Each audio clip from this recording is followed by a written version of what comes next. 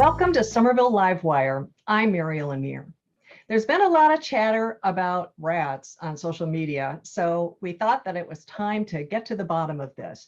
There are lots of lurid stories about rats in the GLX extension construction. People are talking about it as they're running to catch buses early in the morning, and troops of rats marching past their doorways.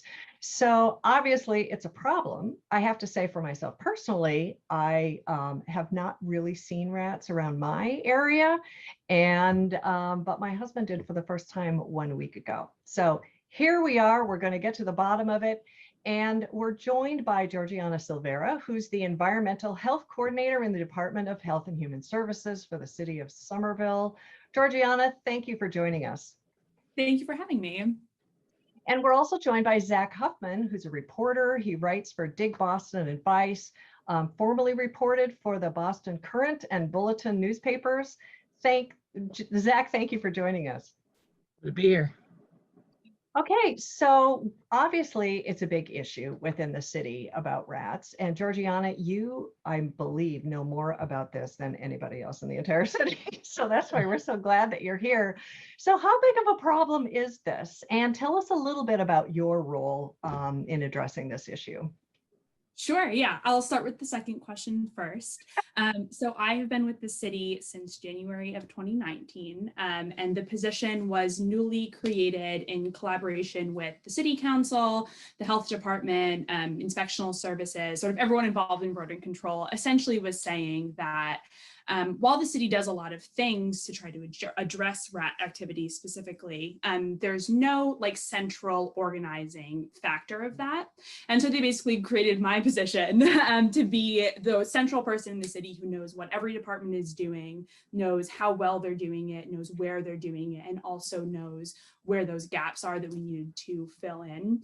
And so I come from a research background studying urban rodents and was basically brought in to sort of be that linchpin between the council, between residents with concerns, and also between various city departments.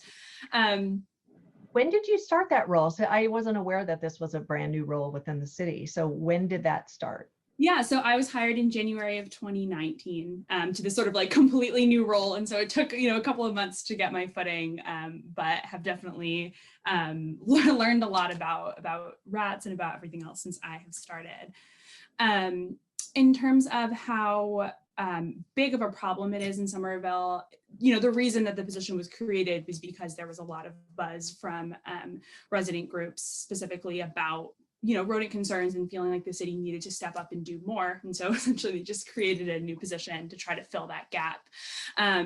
There is one of the biggest hurdles in terms of urban rodent control is the lack of information.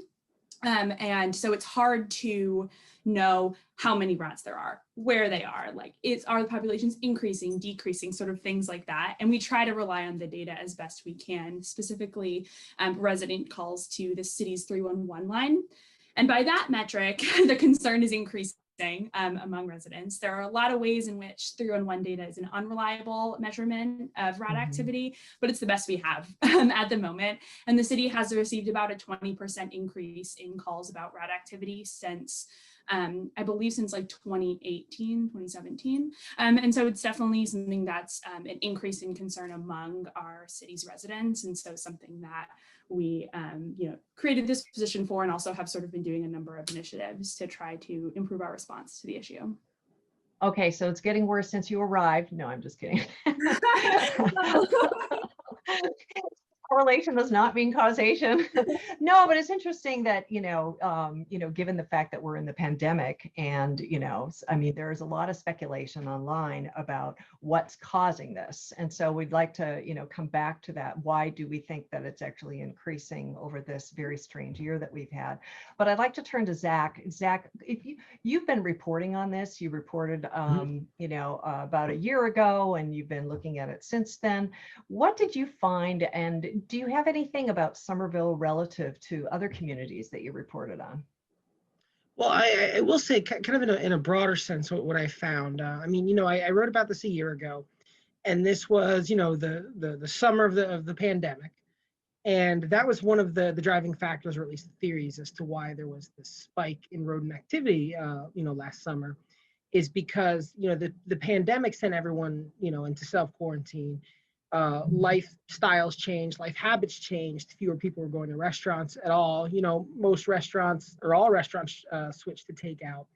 And so all of a sudden you had this, you had all these rodents that were relying as a food source on restaurant waste. That's the biggest source for them. That's why, often on the community level in reporting, you find residents who live next to restaurants are more concerned with rodents, naturally enough. So now if you were, with less trash being generated by these restaurants, and that trash that would have been generated and in people's homes via takeout, you had this big shift in activity.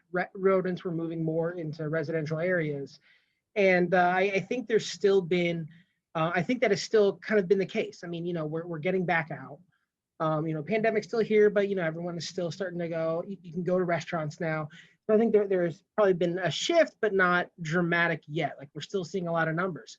I know in the case of Boston, when I reported on this last year, and it was roughly, I think, May or June when I wrote that article, at the time, there had been, I'll look up my actual stats. There basically been like a 30% increase in reports from rodents within that first year compared to the first half of the year compared to the first half of 2019. That number, a 30% increase in a shorter period of time than what we've seen in Somerville, it sounds like. Right. And the number is even higher this year compared to where it was last year. All right. So that's very, very significant. So obviously, I mean, this has been going on for a long time. It seems like it's getting worse in, both areas. So that's not great. I thought I'd just go ahead and play a clip, because I asked some people to, I asked people online to call in and tell us their stories. So let me just play this, and I'm going to give you a chance to react to it. This is somebody who this has been going on for a while. From March 27th, the day before yesterday, I have killed 25 rats using clap traps. I also have bait boxes. My neighbors all around me are doing the same thing. And as we have talked, we've had a problem for approximately 7 years in our area involving rats. We've done the best we can, and we're still working on it with the city. Thank you. So 7 years they've been, dealing with that. So Georgianna, what would the city do he says he's working with the city. What would the city be doing in this case? How does one work with the city? Yeah, absolutely. This neighborhood is really individual in a lot of ways. I know who this is, who's calling. Okay. And so this neighborhood is really sort of individual in a lot of ways compared to other places in Somerville, specifically because this is a group of neighbors who's very well organized. They all are sort of in connection with each other, talking to each other, and sort of working across those property lines, which is a kind of coordination we don't always see in the city. We have a very high proportion of renters and a very high proportion of people who speak different languages. And so that kind of coordination is not always possible, or not always very well facilitated in these neighborhoods. Whereas this neighborhood is a really great example, I think, of that like neighborhood coordination, because the city won't know that there's a problem and won't have access to the available locations to try to address the problem unless we're hearing from residents. Like, we try our best to be out in the community and doing inspections and doing all of that as much as possible. But if we, there's only so much ground that we can cover. And so that neighborhood connection to counselors, to city staff, things like that is really important. Also, the sort of in terms of like identifying that, the sort of baseline thing that I always recommend to people is to try to identify the food source in the area, because like any animal, rodents live in a place because they have access to food. And so trying to identify and remove those food resources is essential for long-term rodent control. Lethal methods will only take you so far. And so we have worked with this group in the past to try to identify, certain locations, certain restaurants, things like that, that may have like improperly used dumpsters or residences with damaged trash barrels, which the city replaces for free upon request, but also working on the enforcement end of that, sort of trying to take both a restorative and a punitive approach as necessary to try to engage the folks who are not as willing to work with this already organized group to try to address the issue. So what if you know, I mean, perhaps you do know what the food source is in this particular case, whether it's a restaurant or, you know, something else, but let's say it's not anyone within this group of organized neighbors, which one would expect that they would be dealing with their own situation. What can the city do? You know? Definitely. So there's a couple of ways the city can get involved. My first course of action is always education, because there are a lot of preventative things that individual residents can do to try to decrease the susceptibility of their neighborhoods to rodent activity. Things like monitoring your trash storage areas, refraining from using bird feeders, or leaving food outside for pets or other animals. And so, yeah, like sort of giving them that baseline. We have door hangers. Right, but we're talking about somebody who's not in compliance, you know? Sure. So if somebody's kind of, you know, I mean, if somebody's just ignoring it, so they don't want to be educated, they don't care for, you know, maybe they live in another, you know, maybe the restaurant is leasing the property and you just can't get to the person who's finally responsible. What can the city do? What tools do you have to nudge their behavior? Yeah, besides those sort of like outreach and education techniques, which are, you know, always my go-to, but we also, through our inspectional services department, have the ability to fine property owners in the case of residential properties, and fine dumpster license holders. So in the case of residential, Somerville is very strict in the ways that you are allowed to store your trash. It must be in a covered barrel, which is free from holes or chewing by rodents, and no trash can be stored like on the ground or things like that. And so we have a progressive ticketing system that I believe starts at $500. Oh my gosh, starts at $50 per ticket and goes up to $300 per ticket through subsequent offenses. So how many tickets have you issued? I mean, how you know, how often does this happen? Yeah, and then there's a sort of similar system for dumpsters where they have to be covered, things like that. And there's also ticketing for those as well. You know, trash tickets are the highest number of, or like the largest number of tickets issued of any category type in the city. It's something that we try our best to be very strict about, and make sure that sort of everyone knows about these regulations that are meant to maintain quality of life in the city. And so I can't sort of say specifically, I don't have the numbers in front of me. I am happy to pull them up as we chat though, if you were. Yeah, it sounds like there's an opportunity for more revenue in that case, because we do have these problem cases. But Zack, what have you found in your reporting about, you know, how do people feel about, you know, ticketing or compliance in that area, or neighbors? Do you have any, you know, stories that you can tell us about that? Yeah, like as far as that issue goes, I think a lot of that goes back to my coverage of some of the downtown neighborhoods in Boston, specifically, you know, Back Bay, Beacon Hill, the North End. When I got my start reporting in Boston, right around 2009, at that point I started covering the North End, and so 10 years ago, this, you know, rodents were a very big issue. One thing I found, at least in Boston, is the issue of rodents being a problem never quite goes away. It just shifts from neighborhood to neighborhood. So, you know, enforcement gets strong in one neighborhood, they just move to, you know, the West End or whatever. But anyway, the North End, the issue was the way they dealt with enforcement was about trash. Because the big problem is, you know, in the North End, you have a lot of dense buildings. You don't really have any alleyways. You have no places to store trash bins. So on trash day, people just, you know, leave their bags out on the sidewalk. And the North End also had 3 trash days a week. So if you leave your trash out, you know, Monday night to be picked up Tuesday morning, and that's kind of how you do it throughout the week, that's like what, 36, 40 hours out of the week where there's just trash sitting on the sidewalk. Right, and unless it's in lock boxes or something.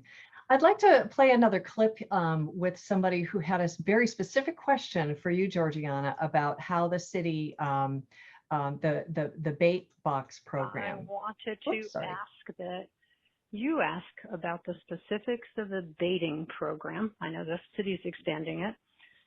My understanding of the baiting program is that the city, with a contractor, will provide a bait box for 2 weeks only, and then it's up to the property owner or renters to pay a contractor to continue to bait those boxes. And the cost is pretty high. A few years ago, the contractor told us it would be $100 a month. So tell us about the bait program.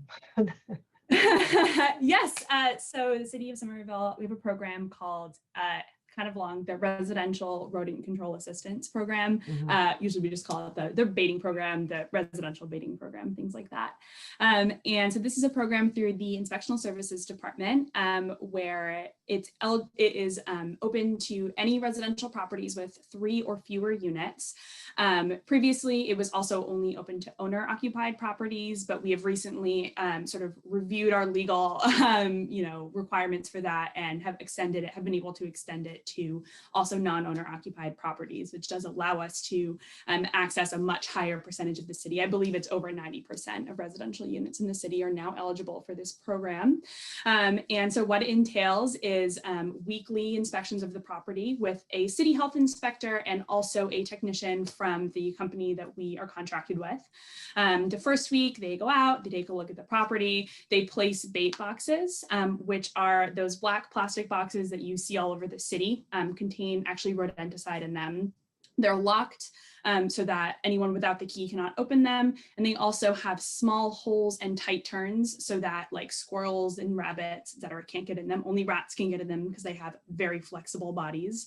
And so they do that. And they also will treat burrows directly with a type of poison dust that goes into the burrows. And they'll return weekly until activity on the property subsides. In terms of the weekly limit, in order to sort of be strategic about our targeting of rodent populations, we sent out a mailer to every eligible property in the city, reminding them of the program's existence and also of the new sort of requirements and the new eligibility requirements. And we received, I believe, like 500 signups through that program. Wow. And so currently, in order to try to get to every location in the city, we are limiting the program to 3 weeks. They'll return 1 week, another week, and then on the 3rd week, remove the boxes for safety's sake, and go to the next place, essentially. Normally, the program would just continue until there's no more activity in the boxes and the burrows don't reopen. However, just because of those time constraints and trying to make sure that we get to every property we can, we have that 3-week limit, but it does not restrict you from just signing up again and coming back to the end of the line, essentially. So of the 500, how many of you managed to get through? Yeah, they go out regularly. I believe they're doing 70 properties a week, although we have been working with the contractor to try to increase the number of hours that they're spending in the city. And so the mailer went out at the end of April, and we've been doing around 70 to 80, depending on proximity, things like that. We've been doing that many per week, sort of in the 2 months since then. So if you had a dream wish list, what additional resources would you like to have in order to address this rat problem? Because it is getting worse. So what's your wish list?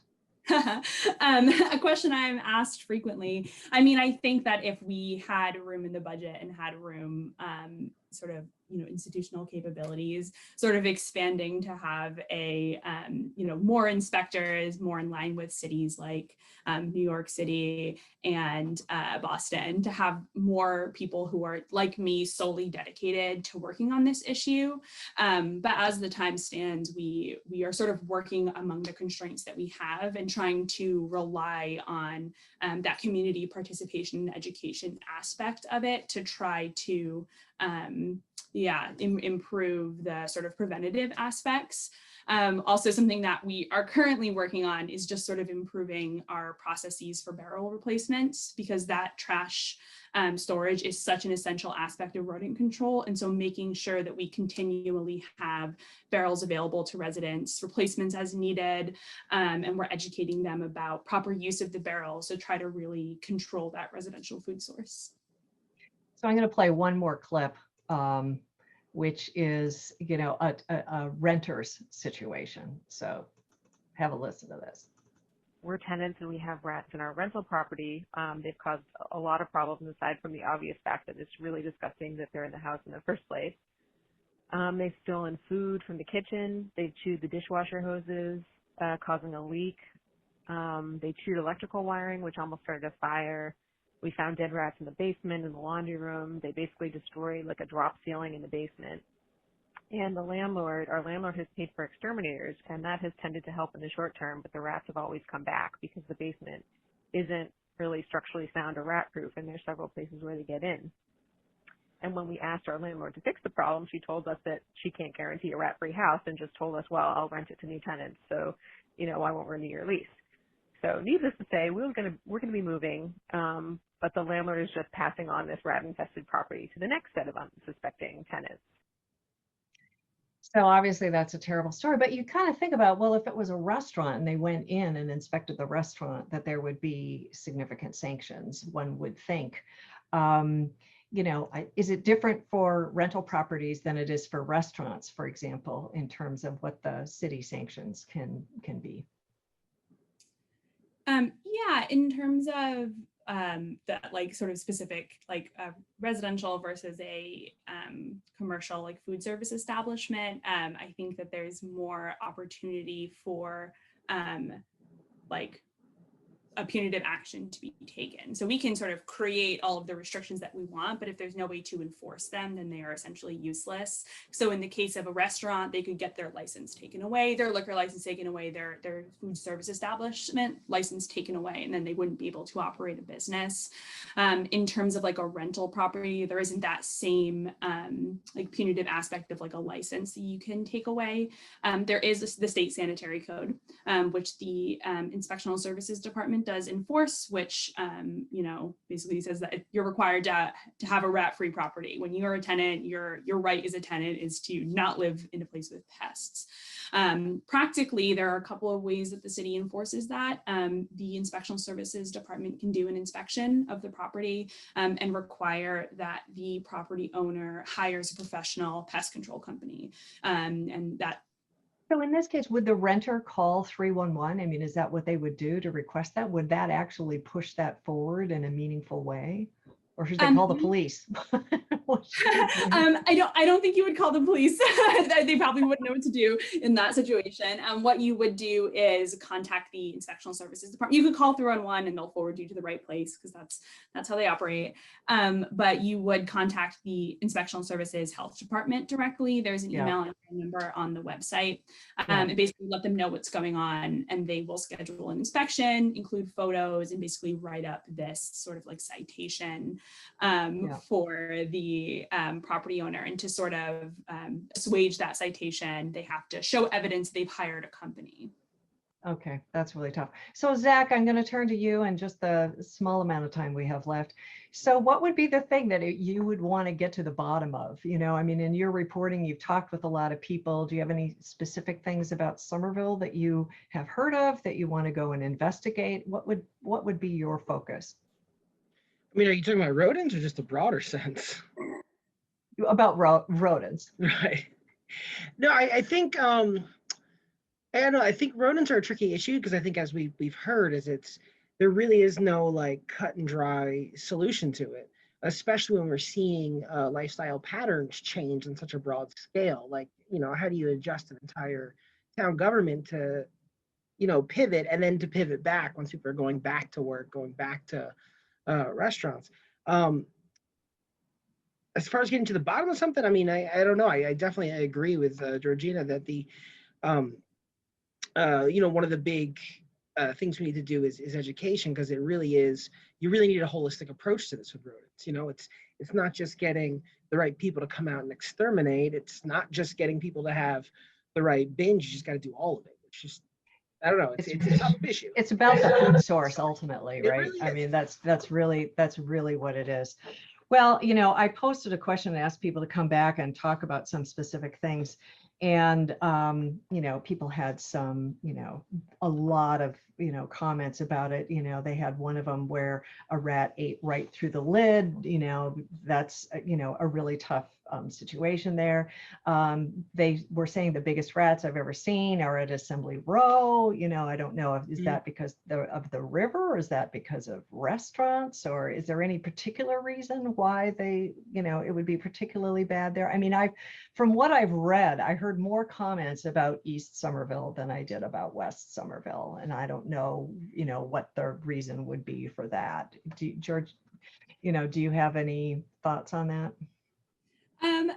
Yeah, there's a couple of reasons why that could be the case. It is something that we see reflected in the 311 sort of reporting data of that being sort of a neighborhood in the city that's been struggling with this issue for a longer period of time.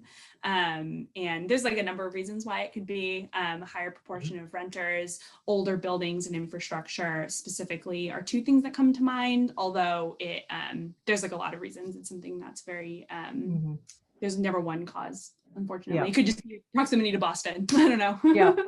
And so there's an app that people can use. And then you know, one person said that they have tweeted out problems and the city responded pretty quickly to a tweet.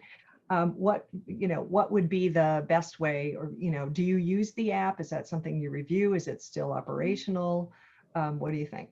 Yeah, there are a number of ways to get in touch with the city. The best way is through 311, which can be done by calling 311 if you are in Somerville, going to the website somervillema.gov/311, where you can like type in your report so you don't have to talk to anyone on the phone. You can also use the app, which has the same thing where you can type in your report. You can do all the normal reporting. Upload a photo is much easier through the app. And you also can tweet. And all of those records actually get aggregated into the same, basically like spreadsheet. And so when we're doing analysis, that all comes together into one data set. So all of the rat reports, no matter the source, I can look at them sort of holistically, respond as needed. And also really serious cases or frequent callers do get forwarded to myself and to inspectional services. We will, of course.